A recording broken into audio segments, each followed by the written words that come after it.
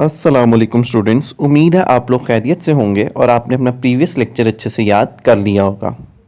आज हमारा बायोलॉजी का लेक्चर नंबर 5 है, जिसमें हम chapter number 1 introduction to biology को फर्दर स्टडी करेंगे।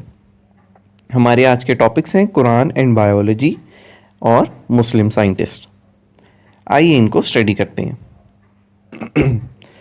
स्टूडेंट्स, जैसा कि हम लोग जानते हैं कि कुरान मजीद इंसानी ज़िंदगी के लिए हिदायत का सरचश्मा है। इसमें इंसानी ज़िंदगी से मुतल्लिक हर चीज़ की हिदायत मौजूद है।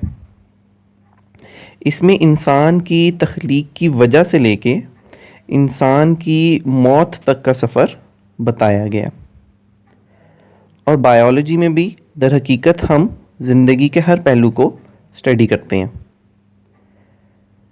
लेकिन फ़र्क सिर्फ ये है कि जो बातें कुरान मजीद के ज़रिए हमें 1400 साल पहले बता दी गईं, साइंस के ज़रिए वो चीज़ें अब प्रूव की जा रही हैं। पहली आयत में अल्लाह ताला सूरह अंबिया की 30वीं आयत में फरमाते हैं, we made every living thing from water, हमने हर चीज़ को तख्लीक किया पानी से। तो स्टूडेंट्स, जैसा कि हम लोग प्रीवियस क्लासेस में पढ़ चुके हैं कि हमारी बॉडी के जो सेल्स होते हैं उसमें तकरीबन 60 से 70% पानी मौजूद होता है। और ये बात इस आयत की हकीकत को वाज़िया कर रही है।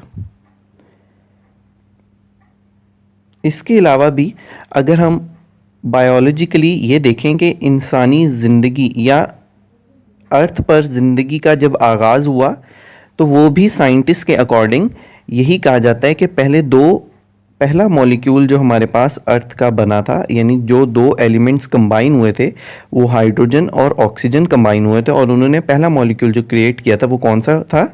वाटर, यानी H2O क्रिएट किया गया था हाइड्रोजन और ऑक्सीजन के मिलने से। दूसरी आयत में कहा गया he made man from clay like the Potter, उसने इंसान को मट्टी से तख्लीक किया। इस बात का मतलब यह है कि आगे हम फर्दर स्टडी करेंगे कि हमारे पास हमारी बॉडी में तकरीबन 16 बायो एलिमेंट्स मौजूद हैं, और अगर हम उन बायो एलिमेंट्स को देखें तो तकरीबन उनमें से कई ऐसे बायो एलिमेंट्स हैं जो कि मट्टी में भी मौजूद होते हैं, या उन बायो एलिमेंट्स का जो रिसोर्स हैं, जो ज़रिया है हमारे पास, वो भी मट्टी ही है। इसीलिए साइंस इस चीज़ को अग्री करती है कि he made man from clay like the Potter, के उसने इंसान को मट्टी से तख्लीक किया। नेक्स्ट आयत हमारे पास शामिल है, then fashion we the drop a clot, then fashion we the clot a little lump, then fashion we the little lump bones, then clotted the bones with flesh. पहले हमने उसको एक नुत्फे से पैदा किया और फिर उस नुत्फे को लोथड़े में तब्दील किया, और उस खून के लोथड़े को हड्डियाँ और हड्डियों को गोश्त से भर दिया। ये सूरह मोमिनून की 14वीं आयत का तर्जुमा है। इसमें बिल्कुल इंसान के बनने से लेकर इंसान की पूरी बॉडी के डेवलप हो जाने तक का, ना सिर्फ इंसान बल्कि एक जानदार की पूरी बॉडी के डेवलप होने के अमल का जिक्र किया गया है कि इंसान पहले सबसे एक नुत्फे से बढ़कर पूरे एक गोश्त से भरा हुआ जानदार बन जाता है, जिसमें हड्डियां भी शामिल होती हैं और खून के लोथड़े भी शामिल होते हैं। इसके बाद हमारे पास अगली आयत का तर्जुमा है, सूरह अल-नूर 45वीं आयत है, Allah had created every animal from water, then some of them creep up over their bellies, other walks on 2 legs and others on 4। Allah creates what he pleases. अल्लाह ताला ने इंसान को पानी से तख्लीक किया, और फिर उनमें से कुछ ऐसे जानदार हैं जो कि अपने पेट के बल रेंगते हैं, कुछ ऐसे जो अपनी 2 टांगों पर चलते हैं, जबकि कुछ ऐसे जो कि अपनी 4 टांगों पर चलते हैं। और अल्लाह जो पसंद करता है वो तख्लीक करता है। जैसा कि अभी मैंने जिक्र किया कि इंसान को नुत्फे से पैदा किया गया, यानी वो भी उसमें भी सबसे ज़्यादा जो एलिमेंट या जो कंपाउंड मौजूद होता है वो वाटर मौजूद होता है। اور جیسا کہ ہم یہ چیز جانتے ہیں کہ ہمارے پاس بہت سارے ایسے جاندار ہیں، جیسا کہ اگر میں سنیک کی بات کروں تو وہ اپنی بیلیز پر رینگتے ہیں، اور بھی بہت سارے کیڑے مکوڑے ہیں جو ہمارے پاس اپنے پیٹ کے بل رینگتے ہیں. جبکہ 2 لیگس کی بات کی جائے تو ہم ہیومن بینگز جو ہیں وہ 2 لیگ پر واک کرتے ہیں. جبکہ بہت سارے ہمارے پاس ایسے جانور ہیں جو کہ 4 ٹانگوں پر رینگتے ہیں، چلتے ہیں جیسا کہ ہمارے پاس گائیں، بھیڑ، بکریاں وغیرہ، یہ ساری چوپائے ہیں، یعنی 4 ٹانگوں پر چلنے والے ہیں.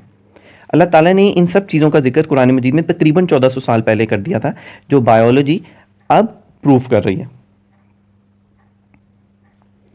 آگے بڑھتے ہیں. ہمارے پاس نیکسٹ ٹاپک ہے مسلم سائنٹسٹ. اسٹوڈنٹس، یہ بات قابل غور ہے کہ مسلمان سائنسدانوں نے نہ صرف بایو بلکہ سائنس کی ترقی میں ایک اہم کردار ادا کیا ہے، جس میں ہمارے پاس 3 سائنٹسٹ کا ذکر آتا ہے، جس میں جابر بن حیان ہیں، عبد الملک اسماعی ہیں اور ابو علی سینا ہیں. جابر بن حیان جو کہ 721 سے 815 AD تک حیات تھے. He was born in Iran and practised medicine in Iraq. یہ ایران میں پیدا ہوئے اور انہوں نے عراق میں اپنی میڈیسن کی اسٹڈی کو پریکٹس کیا، یعنی کہ جو انہوں نے MBBS کی اسٹڈی کی اس کے متعلق اپنی فیلڈ میں کام کہاں پہ کیا؟ عراق میں کیا. He introduced experimental investigation in chemistry and also wrote a number of books on plants and animals. در حقیقت انہوں نے کیمسٹری میں ہمارے پاس ایکسپیریمنٹس کو انٹروڈیوس کروایا، بتایا کہ کیمسٹری میں ایکسپیریمنٹس کیے جائیں تو ان کے فینومیناز کو اچھے سے ایکسپلین کیا جا سکتا ہے. اور پھر مختلف کتابیں لکھی پلانٹس اور اینیمل پہ. ہز فیمس بکس آر النباتات اینڈ الحیوان. ان کی 2 جو فیمس بک ہیں وہ ہیں النباتات یعنی پلانٹس اینڈ الحیوان اور جانور.